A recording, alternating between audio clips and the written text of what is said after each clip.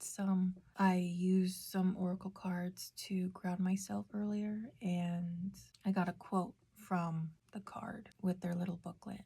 And this card I picked was called Change. And the quote goes like this: You can't control the exact circumstances of your life, but you can control what meaning you give them. For example, if we had trauma in our childhood, and we blame those things for how we are as adults, you're giving your story, you're giving yourself that story, that meaning to your life. So, in other words, we can always change our perception to change the story we give ourselves. I just thought I'd share that because it really stood out. I'm getting similar messages with the things that I'm consuming. So I thought I'd share that. And then I also started reading and listening at the same time, The Millionaire Mind. It's an older book, I think published in the early 2000s or 2000. And so I just went over the introduction, and I just want to share another quote because I feel like quotes are important.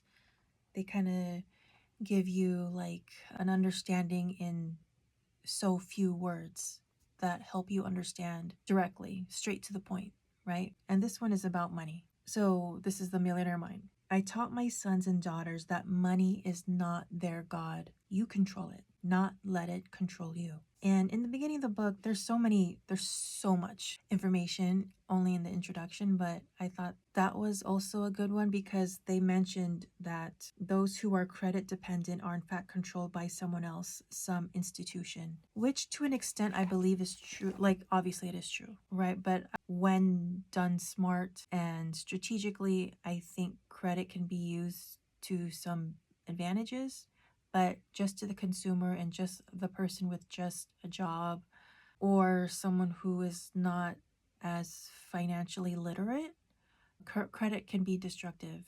And, if you're going to borrow, might as well borrow from yourself, like from a insurance policy. And that's a whole nother thing, right? So that's another way to borrow from yourself. But yeah, I don't know where I was going with this. Also, they mentioned like there was a laundry list of like success factors that determine, I guess, your millionaire status. I don't know, but it's obviously nuance. And but the success factors, I know the first one was always be honest and always do more than other people, like work harder than other people. The person you marry matters, like how you choose your spouse or what spouse you choose. What else? Okay. Be honest with all people, be well disciplined, getting along with people, having a supportive spouse, working harder than most. That's like the first five.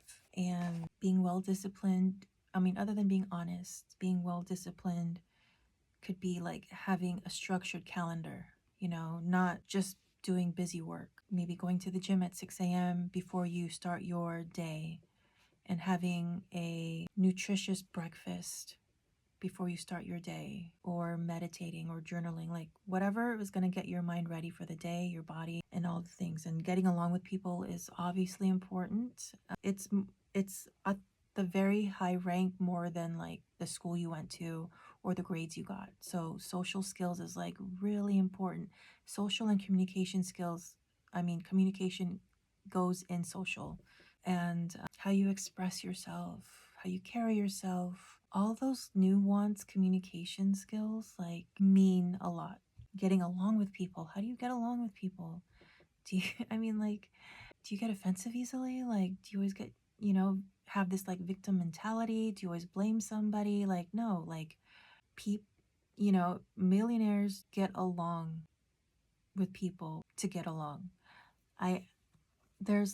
And I feel like there's no hidden agenda too. If you're really a sincere person, like, there's no hidden agenda to try to get along with someone. Having a supportive spouse, like, that matters to a certain extent. Yeah, because you need that support. It would be nice if they believed in what you believed as far as like your goals and your ambitions, right? Your aspirations. So it kind of lifts you up even more when you have that extra push from the spouse. and working harder than most. So that looks like maybe sacrificing a lot in the beginning if you have like a business, or even if you're have a job. You know, you don't want to take vacations in the first 3 months. You know, you want to prove that you're a dedicated employee. Yeah, and like my impression of the book is that millionaires don't conform to the what regular people do in society. I mean, don't get me wrong, it's okay to conform, you know, if that's you. I'm not I'm just going based on the book. So, I'm not saying you're bad or anything, but people that stand out usually don't conform to societal status quos. You know what I'm saying? They normally do what they think is right. They normally go to the path less traveled type of thing. They tend to be delusional in their visions because they believe in it so much. Yeah. And I think, yeah. Anyway, just gonna leave it at that for now. I think I'll just do like book reflections for a while to help me understand all this too. So yeah, that's it for now.